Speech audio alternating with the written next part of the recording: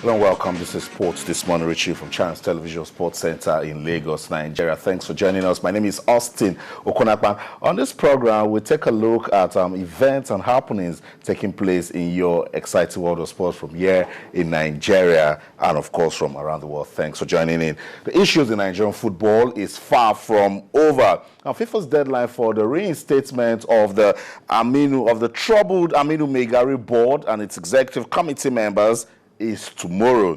The Minister of Sports and Chairman of the National Sports Commission, Dr. Tamuno Danagogo, has called for the feuding factions in the Nigeria Football Federation to do what is required in order to avert further sanctions against Nigeria from the World Football Governing Body, FIFA. The minister has called on Mrs. Romsin Baribote to withdraw the suit from the NFF against the NFF from the Jos High Court to ensure that FIFA does not suspend Nigeria.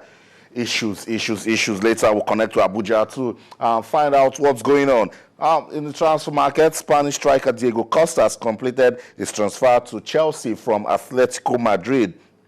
The English Premier League club has announced the Brazil-born forward had long been linked with a move to the London side, and completion of the deal appeared to be imminent after the Blues said earlier this month that they met the buyout clause for the 25-year-old, whose transfer fee could be in the region of 55 million euros. Despite his World Cup travels, Costa appears to have been a big Chelsea fan, and Jose Mourinho, with the Portuguese complaining that a lack of strikers, despite the presence of Fernando Torres, Dembaba, and Samuel Eto'o at Stamford Bridge, prevented the third-place Blues from surpassing Premier League winners Manchester City and runner-up Liverpool last season. The package from Atletico Madrid has been signed, sealed, and delivered.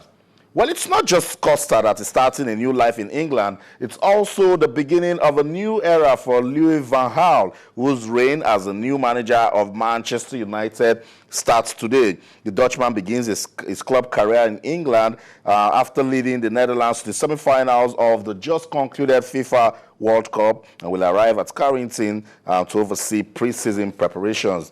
He has already spoken about building a strong bond within the squad, with reports suggesting the players will be told to eat together every day after training.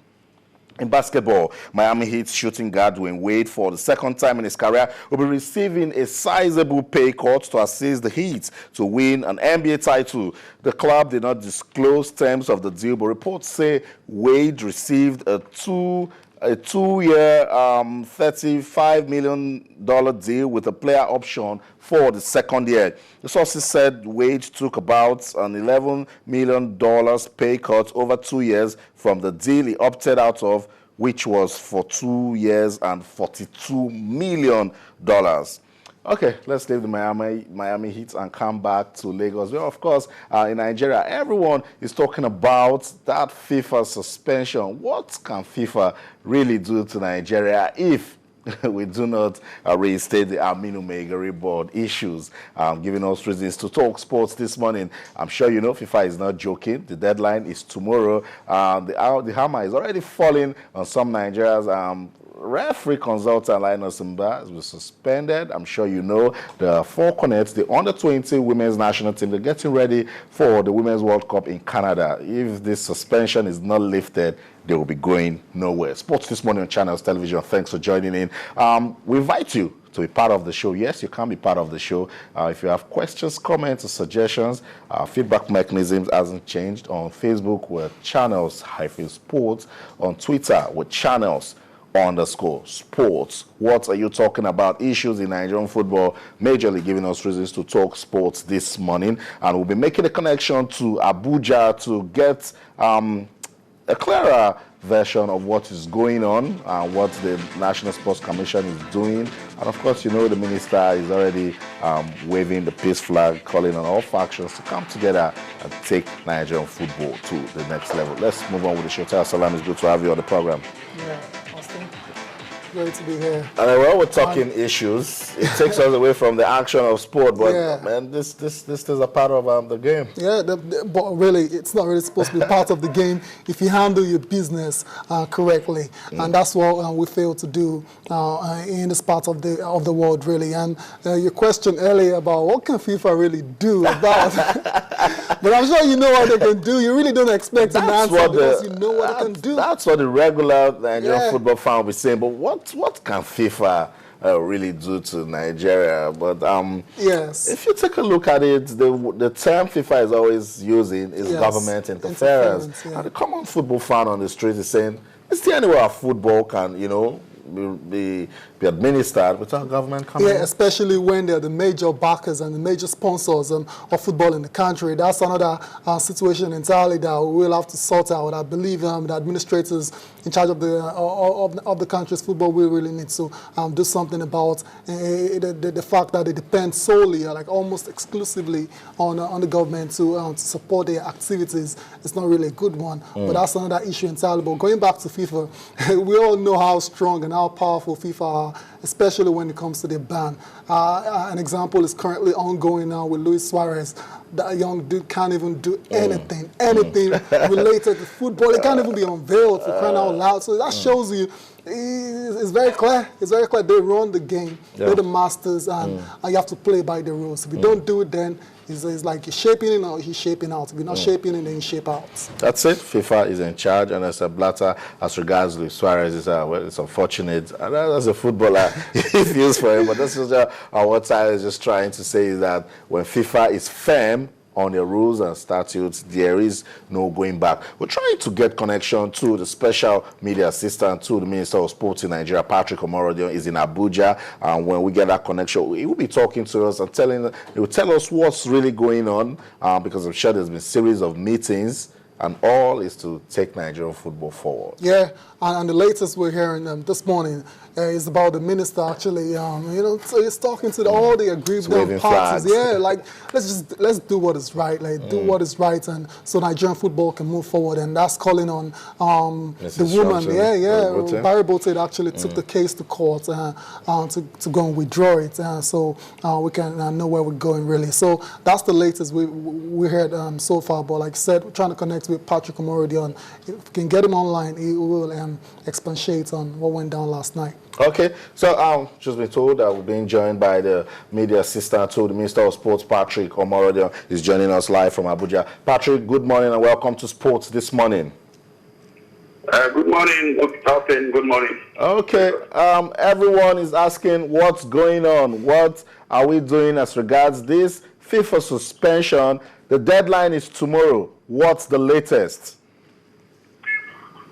Well, the latest I can tell you now is that the stakeholders of football in Nigeria, they are meeting, they are talking to each other, and there's a move to appeal to Barry Bote to step down the case and allow common sense to prevail right now, because the situation we are in now, we cannot allow football to suffer. So there are efforts to talk to him to stand down the case.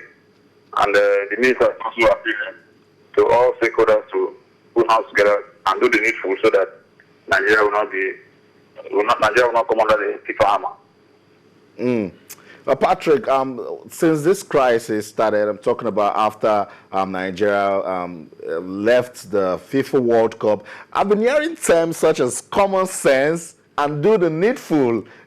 I want to understand what those terms mean. You see, ordinarily, Barry Bote has the fundamental human right to go to court to seek redress, because the system in the football house or the football family did not allow him to really air his grievances. He was suspended, he was removed from the board, and he was flung with a pan. And ordinarily, we try to use other means within the football family to resolve this issue, but they didn't listen to him before they slammed him that down. So the man had no other avenue to go to than to go to court. So what the minister is saying now that if there was a court of arbitration in sports on ground here, he will have taken his case to TAS in Nigeria, which the NOC tried to float one at a time. But since there was no other venue for him to seek redress, he had to go to court. It's unfortunate that people actually do not allow football matters to be taken to court. But that is the reason why the minister wants to encourage the NOC to activate this CAF issue so that any matter that goes beyond the football family, they can resolve it themselves, can be taken to the court of arbitration so that this matter can be resolved instead of going to the regular court which FIFA France. Patrick, let's keep looking for solutions. The Minister of Sport has come out to answer FIFA that this is no government interference, that the ministry is only trying to ensure that the crisis in the NFF is over. Is that really the case?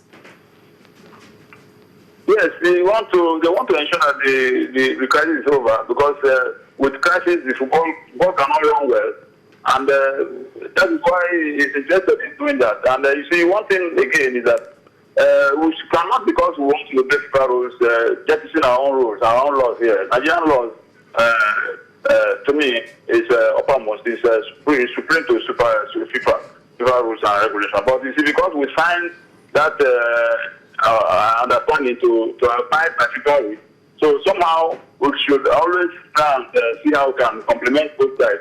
But a situation whereby people always hide under the cover of FIFA to do certain things and think they can do away with it, it's not really palatable. So the government is saying, okay, you don't want FIFA you don't want government to talk to you to ask you questions about funding, but you keep coming to us for money, and you don't want to explain what you do with the money. And again, my opinion, you see, there is double funding for football. They get money from government, they get money from FIFA. They don't want to account for any of them at all, and that is not good for football. It's not good for football development. So that is why players know that this money is coming, and yes, they don't get their due. That's why they keep agitating, they keep going on strike to ensure that they get their due. Because at the end of the day, when they retire, nothing comes to them anymore. And even when they are injured, they are on their own.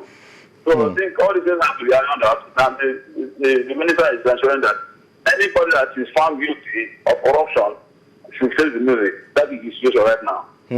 I totally agree with you. Thank you so much, Patrick, for speaking to us. We'll get you talking again. So that's it. Special media assistant to the Minister of Sports in Nigeria, Patrick Omorodion, giving us updates as regards the suspension of Nigerian Football Federation by FIFA. Tayo, I think to an extent is on point, and we need to get out of this crisis. Yeah, it has to be done. Like the implications will be very grave if we don't get out of it, starting with the Falconet. So they really need to sort it out. And I'm not really going to use that phrase. You won't catch me using it at all. But they know what to do, and we just. I think there's a way, there's a process of how things can be achieved. And if Victor Baribote has issues that he wants to be sorted out, then I'm sure there's a right and a correct process to actually go through to achieve those his aims. So that's it. Issues in Nigerian football giving us reasons to talk sports this morning. We'll go on a quick break now, just to let you know that if the suspension is not lifted tomorrow at the Golden Eaglets, they will be less busy. The Falconets will miss out of the FIFA Under-20 Women's World Cup. The Super Eagles will not play the AFCON qualifiers in September. Incredible. And for me, what is most important to me, what about all the developmental projects that FIFA offer African countries, especially? You miss out on all of them as well. So even it's stated in FIFA statutes that even the members of the NFF will not be part of the common trainings and programs that FIFA does.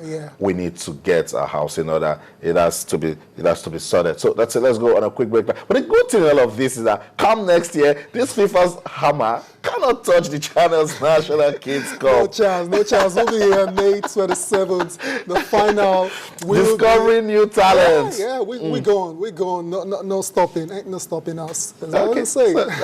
That's it.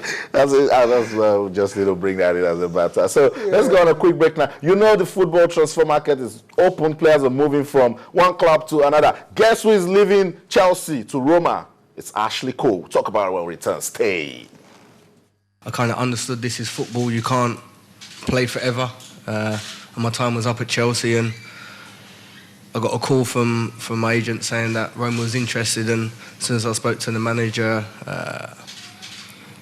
and the staff here, the way they they showed me love and wanted me to be here and wanted me to be a part of something they think can be big. I jumped at the chance, and like I said before, it's a big club, ambitious club, and hopefully we could do something special next season and win the league.